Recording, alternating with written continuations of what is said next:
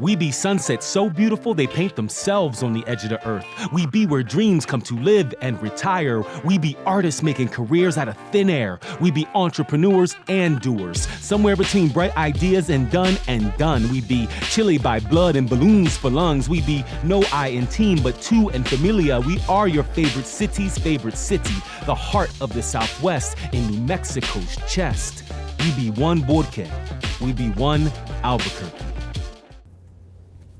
People of Albuquerque, friends and family, welcome to Mayor Tim Keller's State of the City celebration. I'm Alicia Manzano, and I'll be your MC. I know we all wish we could be celebrating in person today, and although the pandemic has changed the ways we come together, it cannot diminish our spirit.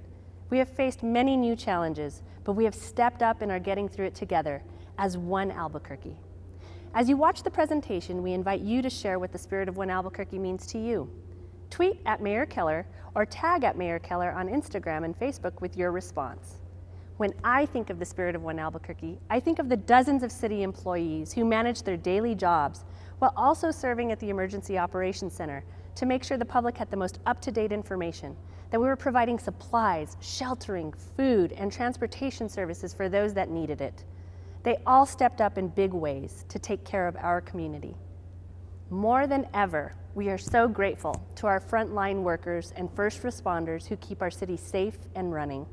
To kick off our celebration, I'd like to introduce the Albuquerque Police Department and Albuquerque Fire Rescue Honor Guard for the presentation of colors, and Tony Morgan singing our national anthem.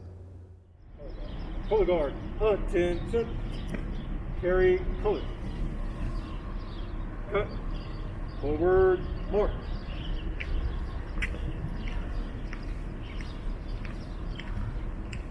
Details. Left, right, freeze and forward. Oh, say, can you see by the dawn's early light what so proudly we hailed at the twilight's last gleaming, whose broad stripes and bright stars through the perilous fight, oh, the ramparts we watched were so gallantly streaming, and the rocket's red glare, the bombs bursting in air, gave proof through the night that our flag was still there. Oh, say, does that star-spangled banner yet wave o'er the land of the free and the home of the brave?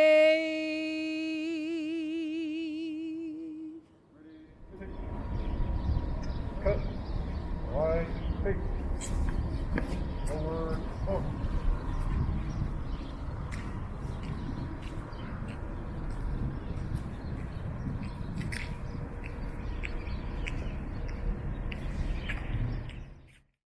Thank you to the APD and AFR Honor Guard and Tony.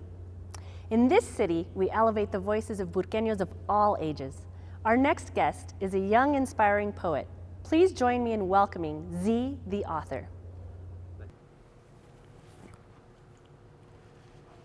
There is a place in the very center of the state where you may not know it yet, but we know is great, where mountains meet mesas and deserts meet lakes, where children scrape the land after scraping their plates, where mothers wear spiritual linen like capes, and where fathers can't be limited by borders and gates, a place where death is a celebration of life, and life is a celebration of time as sun sets and then rises through watermelon skies over hills that you climb to see what we're doing. The type of place that looks into the past just to see where we're going. Prodigies of technology, the future of the people. They solve equations now so one day we can all be equal. The type of culture that lives through trade and commerce of J's and Converse. Some days I ponder which way I'd wander, which path I'd follow. When I can break eggs or break dance or break legs to chance a bravo with both my eyes closed. I see ABQ as a place that's straight from the soul, keeping everyone united as we reach for the goal. A place that teaches young people how to be their own boss. We think like winners, because if you think less, you've already lost. And we've already won. As in one, as in 100, as in real life, like the everyday struggles we in, but we're protected by the prayers every mother will send in this place.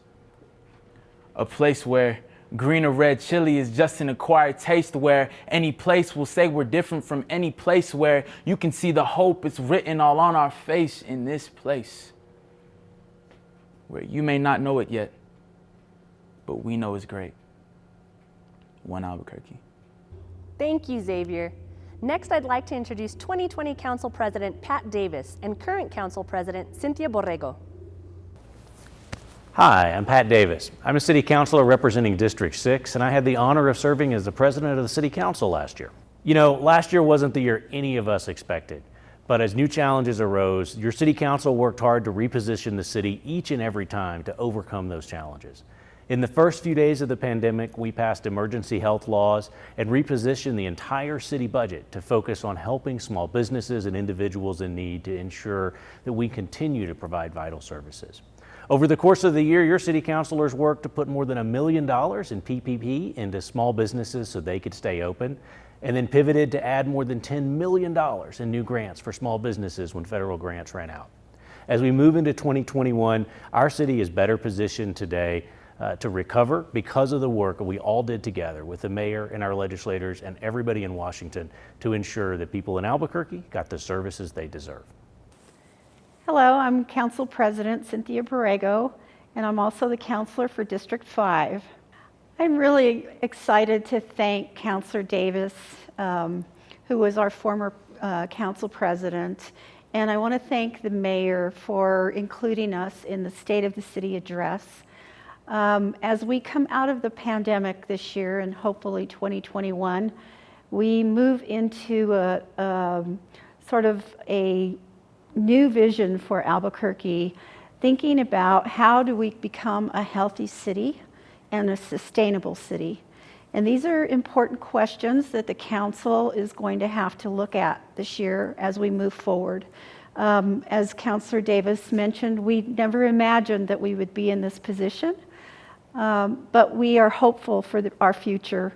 And as your new council president, I'm hopeful that our beautiful city that is so diverse, we have so many cultural, religious traditions that encompass so many different cultures, and we have an environment that's beautiful. So I think that we are well positioned to move forward as a sustainable city and to move forward into the future, especially the fact that we are in a place between, Phoenix and Dallas and Denver, and Albuquerque is really moving forward into the future in a spirit of unity. Thank you to the entire City Council for your hard work and dedication to all 9 council districts. All over the country, 2020 exposed the cracks in the system and some of our most deeply rooted problems. In Albuquerque, it also revealed our strengths. When the crisis hit, we didn't wait for others to figure it out for us. We hit the ground running and took action to make this city the best place to live and work and raise a family. From the Race History and Healing Project, dozens of peaceful protests, and reimagining policing to create a first-of-its-kind community safety department. Let's take a look back at the work we've done to strengthen our safety net through tough times.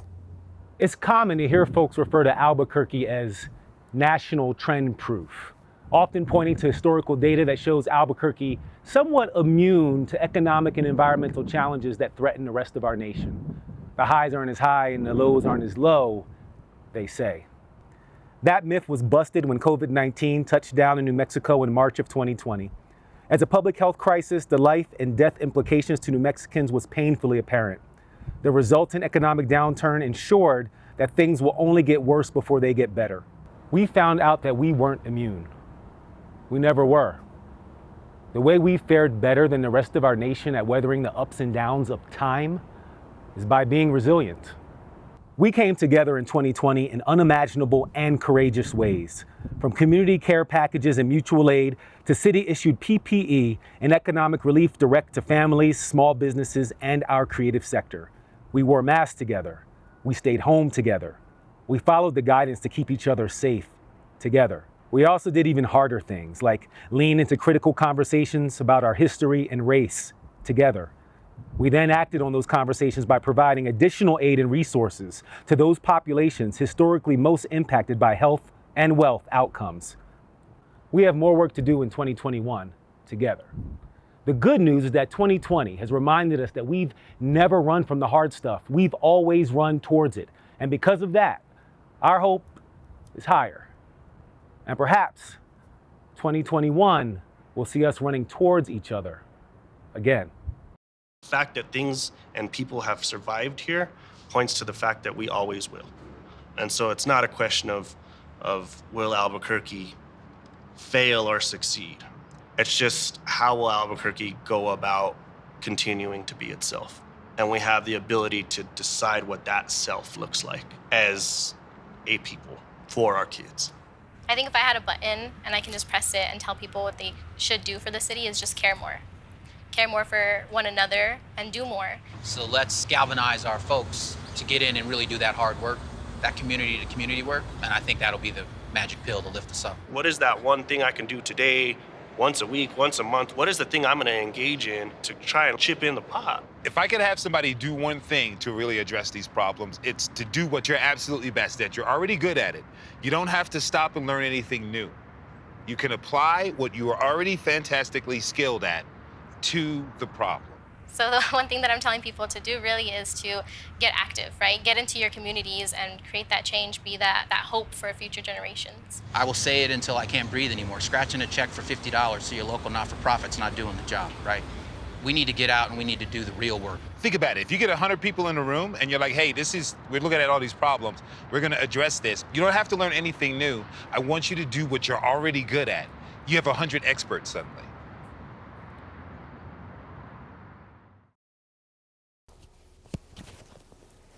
Hi, I'm Officer Marissa Martinez. I came back to the Albuquerque Police Department after retiring because I want everyone to feel safe in Albuquerque. No matter what neighborhood you live in, I invite each of you to choose one thing you can do to make a positive difference in our community. We need the right people working with us, and you can join our team as a police officer, a firefighter, a social worker, or a bus driver.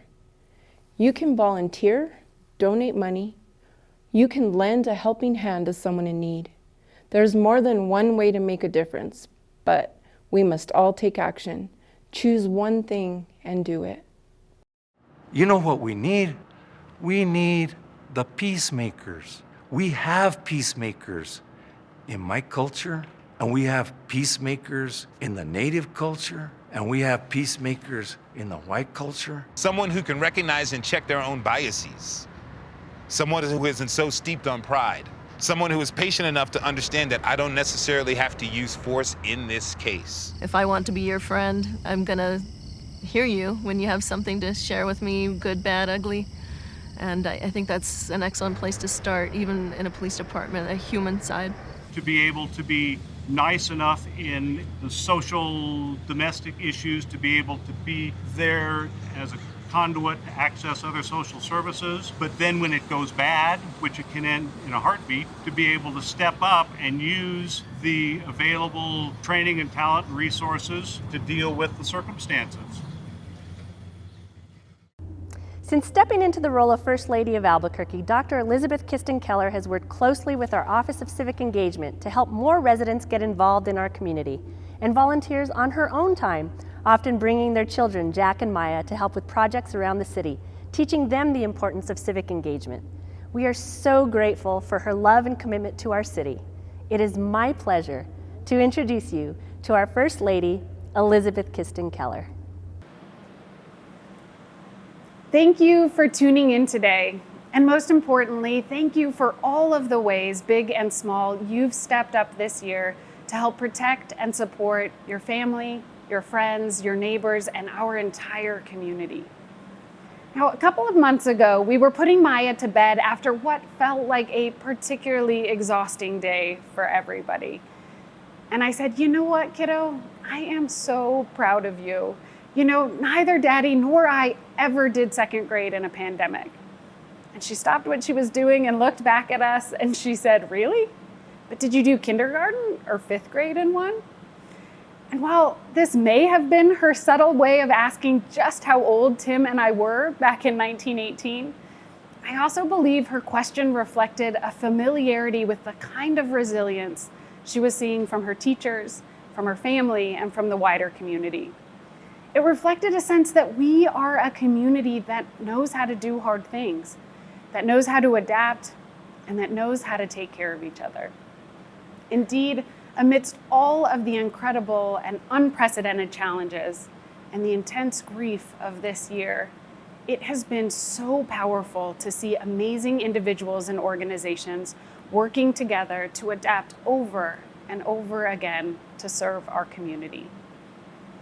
I saw the service, strength, and resilience of our community as city teams worked around the clock to design, execute, and improve response and recovery plans to ensure our most vulnerable populations had the information and resources they need. I saw it in the hundreds and thousands of meals the city delivered to seniors, and in the way neighbors stepped up to buy groceries or supplies and deliver food as well. I saw it in the creative way neighborhood leaders mobilized to support families and spread holiday cheer, and in the student and community volunteers who stepped up to join us out at the Emergency Operations Center to pack boxes and boxes of PPE to help businesses protect frontline workers and customers alike. I saw it in the city leaders working to ensure we deliver the right response at the right time through the Community Safety Department. And I saw the service, strength, and resilience of our community as first responders came in between shifts to donate blood, and as public servants canceled Valentine's Day plans to pour their hearts instead into setting up and staffing emergency shelters around town. Time and time again, Tim and I are blown away by all of the ways our community steps up for each other. We are consistently struck by how many folks we hear from who are navigating challenges of their own, but who are also quick to ask, what can I do? How can I help? And Tim, of course, is always jumping into action himself. Every day I see him learn about new challenges and work to collaborate and jump into action to solve them. As you know, many of the incredible anchor institutions in our town are stepping up to help with vaccine distribution. And when he heard that there was a long line of elderly folks out in the freezing cold waiting for their vaccines, Tim drove over to the site and worked with their staff to offer the city's additional support to help keep the line moving. Working together, they got the line down from hours to minutes. So each of us can make a difference. Over the past couple of years, leaders across all city departments have been working with the Office of Civic Engagement and community partners to make it easier for folks to get engaged. Volunteering not just for city departments, boards, and commissions, but supporting efforts throughout our community as a whole. So if any of you find yourself looking for new opportunities to support or serve your community, or want to get a colleague, a neighbor, or a family member plugged in, we encourage you to visit chooseone.us and find one action you'll take to help our beloved city be the best it can be. Because one thing we know for certain is that continuing to create a safe, inclusive, and innovative city is going to take all of us working together and stepping up in any way that we can. So, without any further ado, I'll turn things over to a guy who has worked around the clock this year to ensure that the services and safety nets the city provides are sustained or reinvented. A guy whose unwavering commitment to public service is matched only by his extraordinary ability to remain a thoughtful, engaged, and energetic husband and dad through it all. Here to talk about where we are in this journey, the important work we've done together, the challenges we continue to face, and our priorities moving forward is my love, Mayor Tim Keller.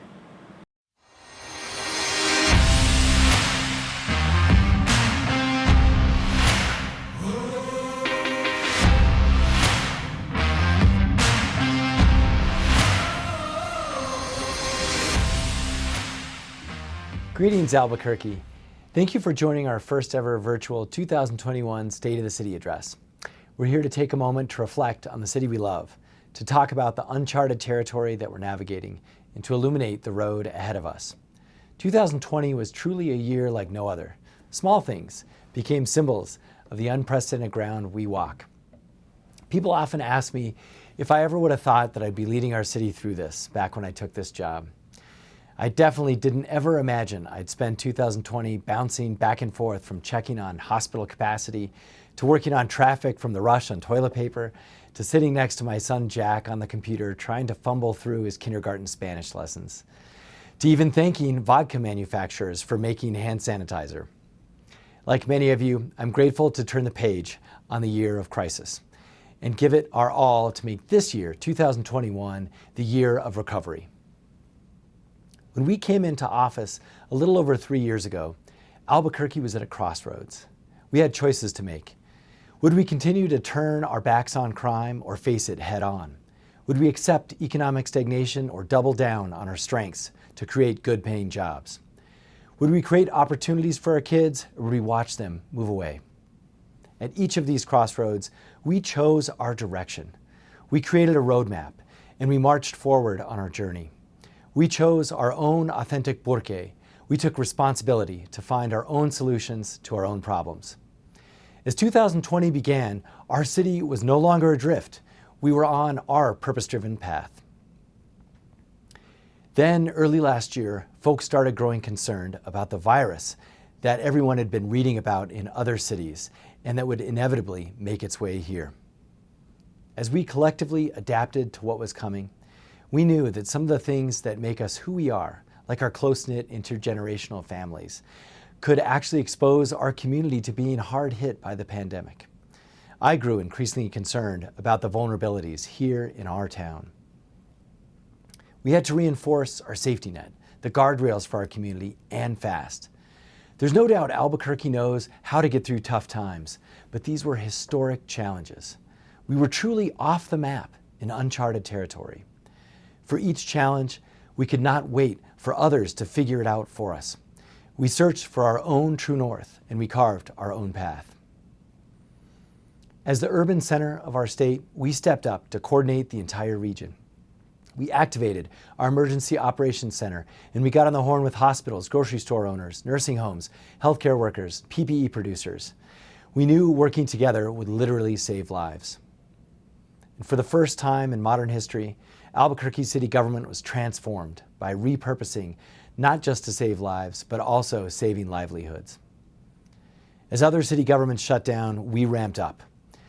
We made sure that seniors had meals, frontline workers had childcare, local businesses could get grants, and families had help with rent to pay the bills so that they can stay in their homes. As life changed for all of us, there was a moment when I knew that we were truly in uncharted territory. I'm lucky to have a wonderful support system here in Albuquerque. They make everything I do as mayor possible. My wife, First Lady Liz Keller, and our kids, Maya and Jack, both sets of our grandparents and our extended families. One day, early on, the kids and I delivered some groceries to my parents, and we rang the doorbell and we waited in our masks. Instead of giving big hugs, we waved from the sidewalk. Instead of taking our kids to school, we had to try to get them to focus on the computer.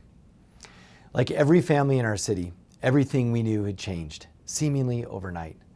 From losing out on small pleasures of life like Summerfest and heavy metal concerts, to heavier changes for our elderly parents and our young kids. We've all been through a lot together. When I reflect on leadership during an ongoing crisis, there are two lanes that we must take in parallel. The first is having the strength and the resolve to keep fighting with focus the challenges that don't go away for any crisis. There are the deeply rooted, decades-old problems, the core priorities, like making our cities safer and more inclusive. In the other lane, we're innovating in real time to address the crisis itself, the new challenges that no one could have ever anticipated. The community counts on us to make bold decisions every day to face whatever comes. Albuquerque chose City Hall leadership that won't just do a good job getting through the chaos. We're also finding our true north when we're off the map. We're going to chart new territory, and we're bringing a plan for recovery that will help Albuquerque come out of this even stronger and even more resilient. This is our year of recovery, our year of comeback. Join us as we shine a light on the road ahead.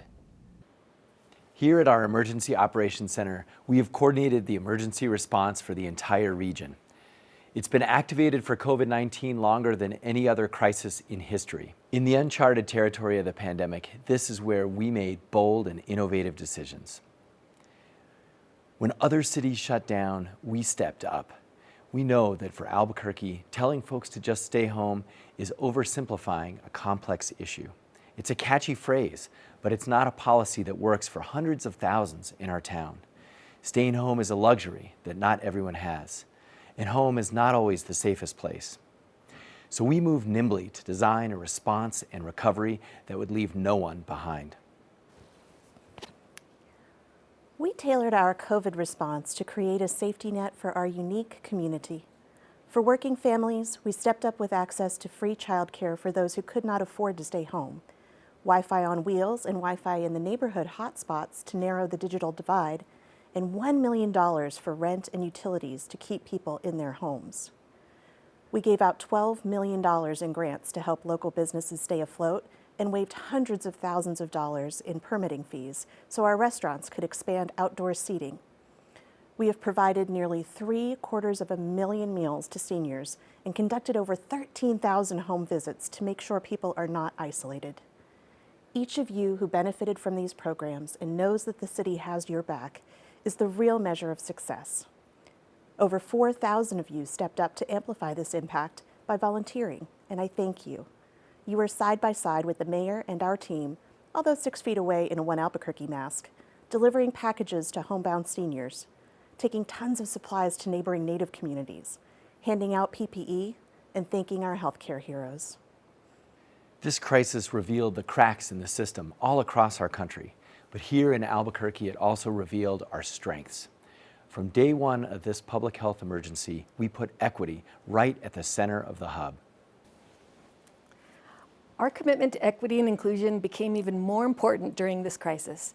COVID testing is one of our most important tools, and we pushed to make sure that no one would miss out on that opportunity because of language or immigration status or disability or ability to pay or get transportation. As vaccines become more widely available, we'll work to do the same. I especially want to assure immigrants that you have the right to access testing and the vaccine, regardless of your immigration status. These are public health measures for all of us who live here, no matter what. Similarly, we use smart, targeted enforcement efforts to focus on those who knowingly create high-risk situations for others. In most interactions, people want to do the right thing, and they just need some education on the rules. But when big box stores or chain restaurants create a dangerous situation for our residents, our cross-departmental teams crack down to protect our residents. Now, I do the shopping for our family, and I remember some of those eerie trips to the store when the shelves were empty and Jack and Maya's faces were in disbelief when I said our staples like ramen noodles and Pop-Tarts were actually sold out.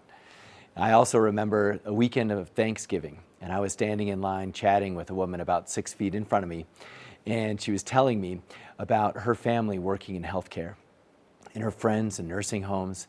And she said that all of this, with the masks and the lines and the freezing cold, will pass, and it's nothing compared to the frontline workers and what they're going through.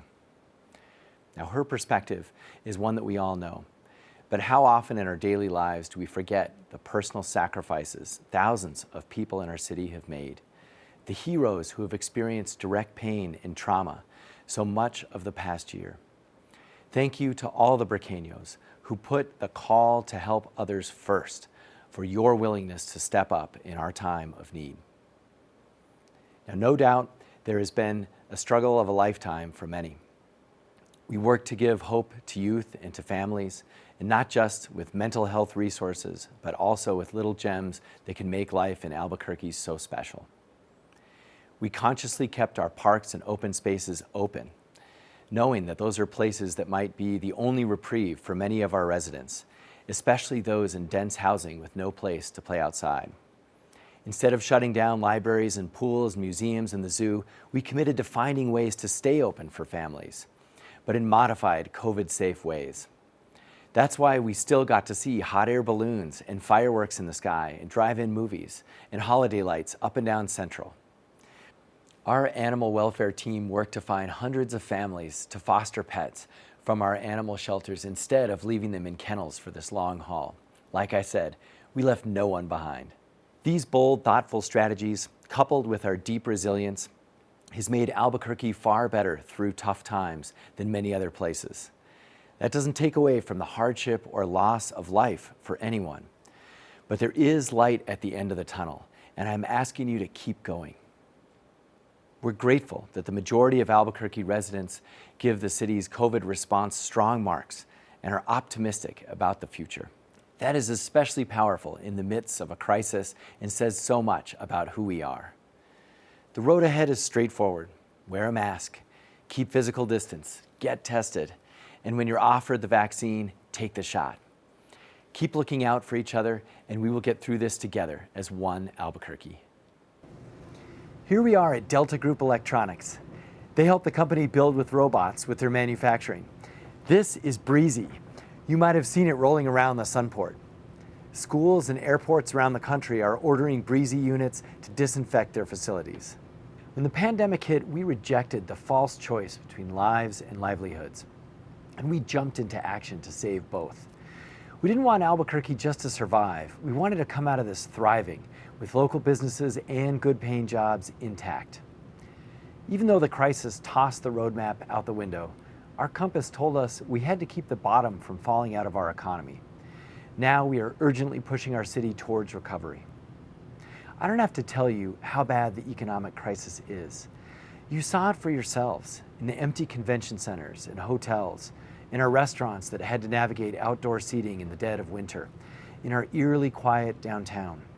We knew that the city could make a difference, and we advocated for the city of Albuquerque to receive direct local assistance from the federal government, and we got it flowing out the door.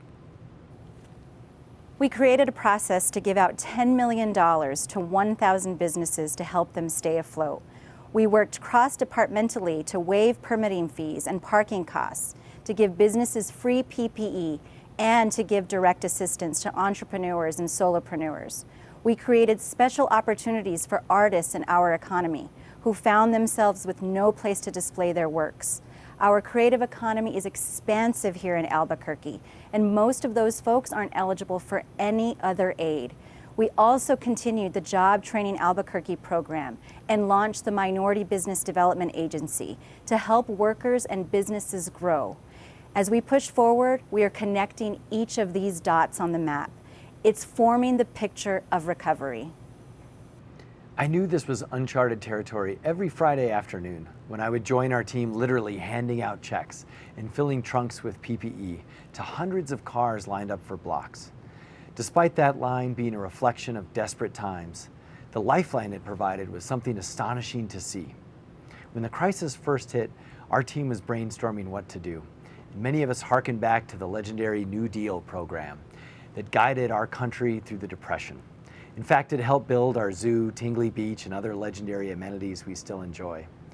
I decided that with streets quiet and a deep need for folks to bring home a paycheck, Albuquerque should do our own version of New Deal investment during COVID. We're pushing through major infrastructure project upgrades, ADA improvements, new public facilities to build literally a bulwark of recovery totaling over $200 million. And for the first time in years, there are construction cranes popping up all over town as we build for recovery. Our city is getting new streets and sidewalks on the west side, 2 new community centers up and down Route 66, an Explora expansion for teenagers, a new library in the International District. And through our redevelopment program, we're sparking transformative construction projects in East Downtown, Nob Hill, and supportive housing at Central and Unser. The pandemic also is changing how the rest of the Southwest and our country views Albuquerque. More national firms are learning what we already know. Albuquerque is one of the best places to live and work. We are emerging as the home base for 2 key industries, film and space. We got Netflix to double down on the Duke City, now committing to nearly 2,500 jobs. And Movie Maker magazine has named our city the best place to live 3 years in a row. Albuquerque is also playing a bigger and better role in the final frontier. When Mayor Keller found out that a major aerospace and tech company, Group Orion, part of Thea Group, was looking for a new base, he sent me and Aviation Director Nika Allen to DC to bring them back to Albuquerque. For over a year, our administration has been working closely with the company to locate them to the Aviation Center of Excellence at the Sunport. Orion plans to build 4.1 million square feet of manufacturing space and will create over 1,000 good-paying jobs that will be transformative economic development not seen in our city for decades. We're bringing that same dedication to our local companies, big and small. We've helped some of our hometown favorites expand, like Bueno Foods and Los Poblanos, creating more good local jobs. We're working with the state and their LEADA funding to invest in Build with Robots, supporting them so they can be successful and stay here in Albuquerque. And today we have an exciting announcement. In addition to moving forward with the Orion Center project, they just informed the city that they secured over 2,000 square feet of manufacturing space to start building out its team here in Albuquerque. There'll be a more formal announcement coming on that expansion in the upcoming weeks. With these big steps, we are making the metro area competitive and bringing thousands of new good-paying jobs online.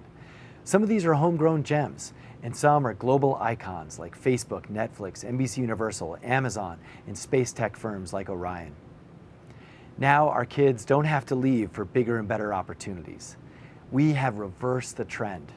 For the first time in recent memory, more people are actually leaving big cities and moving here where there's room to grow. Just last month, the Duke City jumped 72 spots on the Best Performing Cities report, a credit to this high-tech growth and our resilience and inclusion. In spite of the coronavirus, our future is bright. Albuquerque is worth investing in. We knew Albuquerque's biggest challenge, crime, would not stop for the pandemic, and neither could we. When I became mayor, we stood at the most important crossroads for public safety. Would we continue the same Band-Aid approaches and blame game that led to rising crime for a decade? Or would we finally step up and attack crime from all sides? Would we continue stonewalling DOJ reform or get to work rebuilding trust in the community? Would we accept stumbling along with depleted police resources or invest in public safety and get to work rebuilding APD? We heard you, and we chose a purpose-driven path to work on our fundamental challenges of crime fighting. It's not about rounding up homeless people or people in neighborhoods of color just for a cheap photo op to look tough on crime.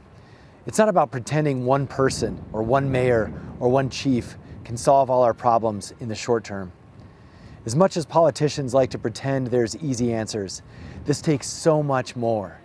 Making our cities safer in lasting ways requires resolve and dedication for a long road. If we would have done things the same old ways, we never would have been prepared to deal with the daunting challenges of last year. As it is, our first responders were pushed to the limits, and we really must appreciate their personal dedication each and every day. I want to thank each and every police officer, firefighter, civilian staff, and community member who has poured their heart and soul into making our city safer. Each of you chose to be part of the solution. We have honored our commitment to rebuild the ranks after decades of depletion. We've hired 100 new officers each year, with another 100 on deck for this year. It's a big hole to climb out of when officers only have time to run from call to call. This is how we will end the days of just waiting for crime to happen and struggling to respond. We started weekly anti-crime operations in August, and our officers have made more than 1,000 arrests and recovered 136 firearms and 124 stolen vehicles. APD is working department-wide to target crime throughout the city. We started Metro 15 with the District Attorney's Office to target drivers of crime and make quality arrests. So far, 73% of those arrested are no longer on Albuquerque streets. When APD arrests Metro 15 offenders, we want the judge to know, we want the public to know, these offenders are a danger to the community. We tripled the size of the homicide unit from 5 detectives to 14 detectives and 2 sergeants. We have to bring justice to the families and hold criminals accountable. And we're not just fed up with crimes like these, we're also done with dangerous quality of life issues in our neighborhoods like speeding and street racing. We put together a tactical plan to target these activities, and our officers have written over 500 citations for speeding, racing, exhaust, careless driving, and DWI in just weeks. I am building trust with employees at every level to get their buy-in, while also setting expectations about our collective duty to improve the way we do business. There will be no more sweeping counter CASA culture under the rug at APD. I want our officers to understand we can fight crime and meet the requirements of the settlement agreement. Nobody is holding us back. The public supports APD as long as we keep the community safe and commit to a new era of constitutional and accountable policing. Even with our progress, gun violence remains stubbornly high. We've been honest about our challenges, and the nexus of guns and drugs is the biggest challenge. Fortunately, we've been moving fast to catch up on critically needed crime-fighting technology. It is the foundation for enabling us to identify and arrest criminals using guns to commit crimes. This includes long overdue gunshot detection technology, now providing officers with immediate information in locations of shootings. This technology already has led to dozens of arrests and is helping our homicide detectives solve cases. We invested in public safety. We need the same commitment to rebuild the entire criminal justice system to be effective.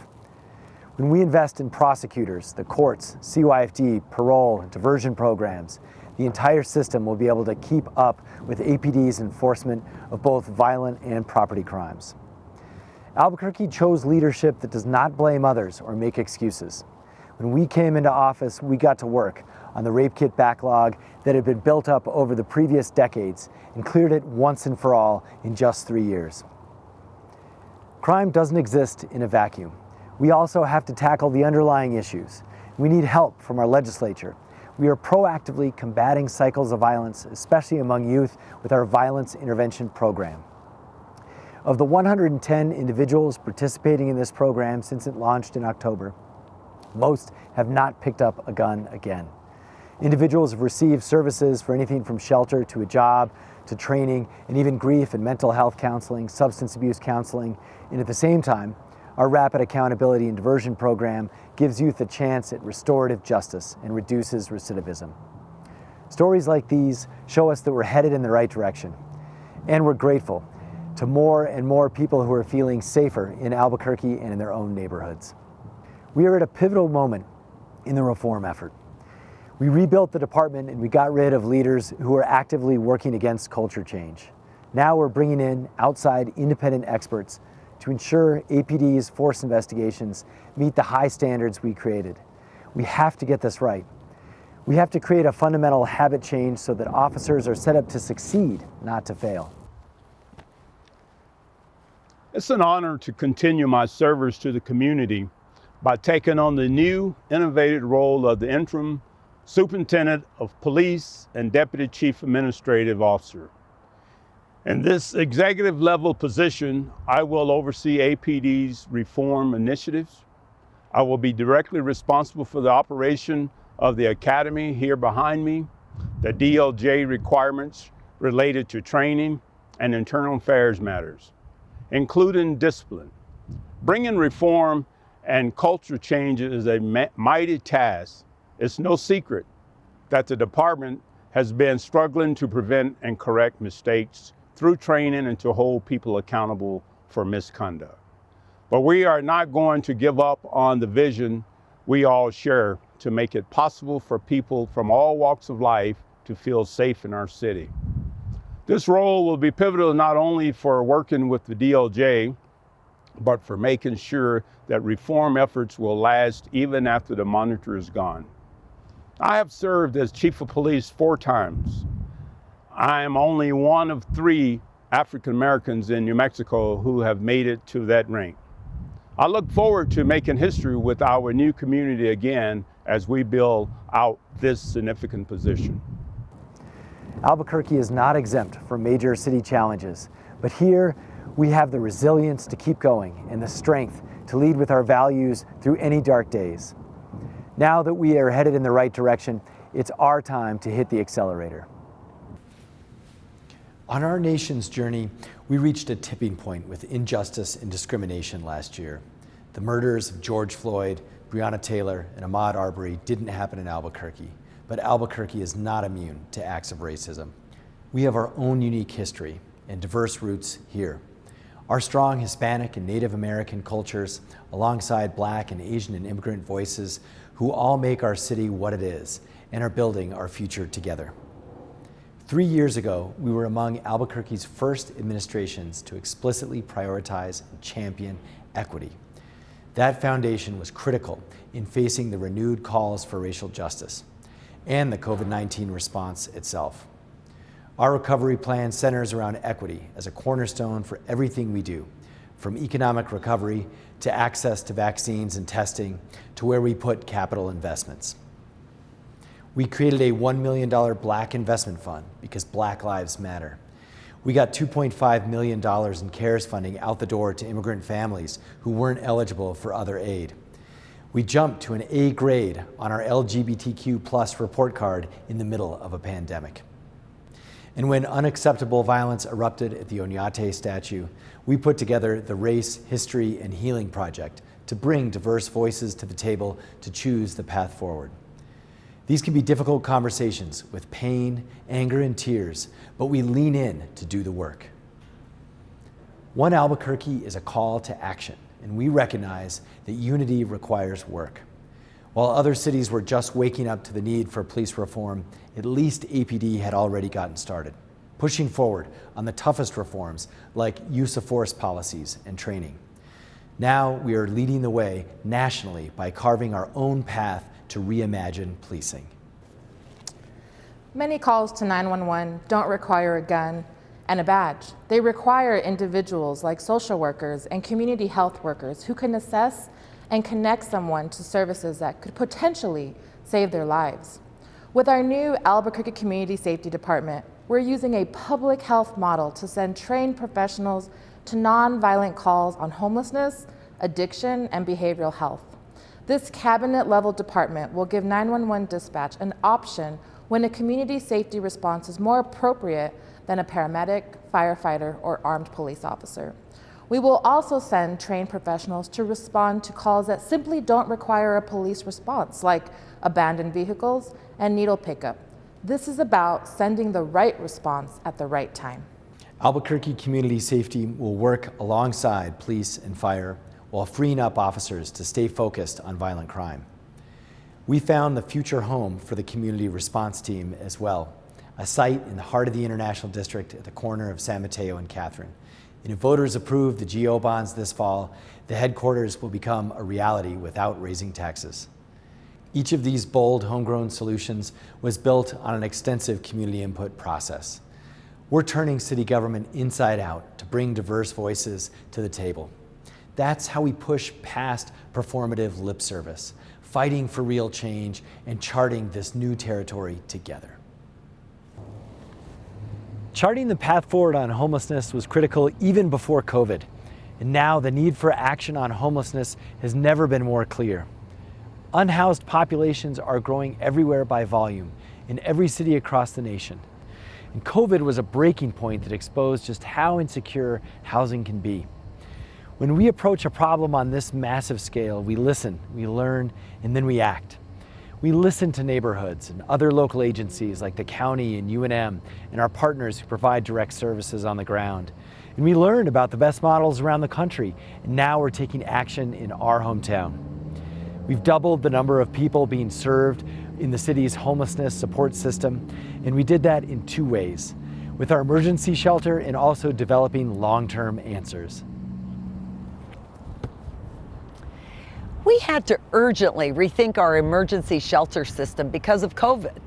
We had already kept the West Side Emergency Housing Center open year-round, and with the pandemic, we shifted to 24/7 hours with 3 meals a day. We deployed a team with medical services and COVID testing and set up expanded transportation options to get there. We worked with our partners in the community to ensure there were alternatives for unhoused people to be safe during this pandemic. And to create social distancing, we expanded our range of non-congregate options. We have 5 hotels full of families and individuals who are medically vulnerable or need to isolate. We created a fast track to housing for families and others to get into their own homes using housing vouchers. This is just a glimpse of what we'll be able to do with the proposed gateways. After a long community input process, the Gibson Medical Center right here behind us has emerged as the best location to serve as our first gateway center. Voters approved this project because we need a 24/7 low barrier center to get people services they need to change their lives. And our police and firefighters and EMTs need somewhere to take people to get real help, not just jail or the emergency room. We're grateful that our city was able to come to an agreement to purchase this center. It offers a good location and versatility and is home to facilities that will help meet people's specific needs. We're also grateful that a consortium of local businesses has pooled their resources to help support our progress for the unhoused. A big thank you to the Bank of Albuquerque, French Funerals, New Mexico Mutual, P&M Resources, and Presbyterian Healthcare Services for pitching in with a total commitment of $500,000. Also, thank you to Bernalillo County, who has committed $1 million from their bond package to help with this center. This is how One Albuquerque works. The private sector and other local governments joining us to make progress on our collective challenges. In the year ahead, we have huge potential to move the ball forward in a truly meaningful way. As part of our recovery plan, this is a new era for Albuquerque to move past the talk and into making the vision of an integrated behavioral health and homeless system a reality. Thank you for joining us to reflect on the city we love and to talk about what we've been through together and to illuminate the road ahead of us. The ongoing crisis last year revealed the cracks in the system, but it also revealed Albuquerque's core strengths. While the road ahead is long on some of our deepest challenges, we are making major strides and seeing bright spots. During the dark days of the pandemic, we held onto hope and we put the foundation in place for a robust recovery. For me, it's that hope that sustains us. This hope combined with action gets results. It's a simple equation, but it leads us to become safer, more innovative, and more inclusive. It takes all of us. No one person can solve all our problems. So today, I'm asking you to keep going, to lift each other up, to keep championing Albuquerque, to choose hope, choose action, choose results. Even during tough times, we're leading the way on recovery. The rest of the country is now learning what we already know. Albuquerque is one of the healthiest places to live and to work. In many ways, we're also entering a new era. We're now one of the top 10 sustainable cities in the country, and will be 100% renewable by 2025. We've updated our green building codes, and we're transitioning to electric buses and vehicles throughout our fleet. Science is making a comeback all over the place. Also, during the pandemic, we've had fewer cases and lower positivity rates than other cities around us, including Phoenix, El Paso, Las Vegas, and Los Angeles. We're one of the few cities left in America that can offer an urban experience and plenty of room to spread out into wide open spaces. We are demonstrating every day that this city is special and that we are uniquely a healthier place to be right now. And it's not going unnoticed. Now people are moving here, and our kids who moved away are even boomeranging back home. So today, I'm asking you to choose one thing and do it. For you, that might be volunteering your time, donating to causes, or joining our team. We're looking for people like you to serve our city, from police officers to firefighters to bus drivers and refuse operators. Liz and I are thankful this is our hometown and to be raising our young family here. This team behind me, along with each of our almost 6,000 employees, has your back. And together, we're working every day to make Albuquerque better and to leave no one behind. In these tough times, I'm more grateful than ever to be a Braqueño, and I'm more proud than ever of this city. Be safe, be healthy, and God bless.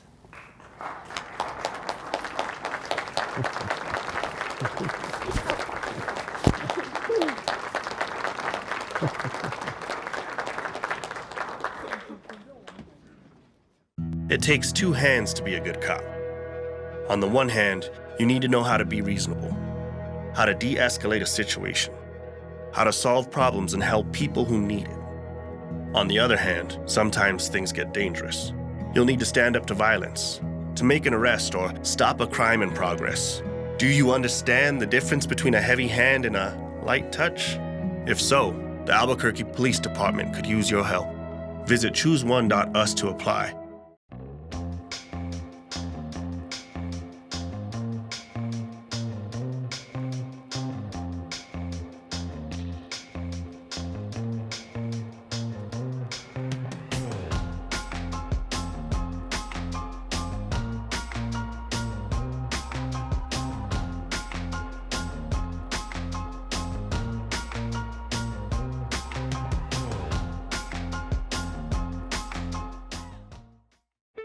Did you know the city of Albuquerque has many free outdoor Wi-Fi hotspots?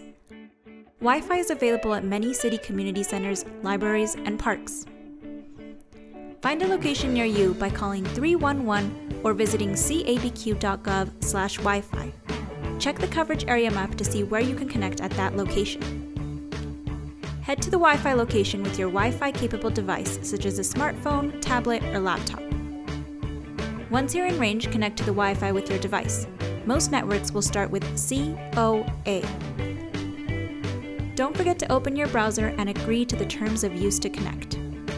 Once connected, you can download homework, check the news, and more. Happy surfing!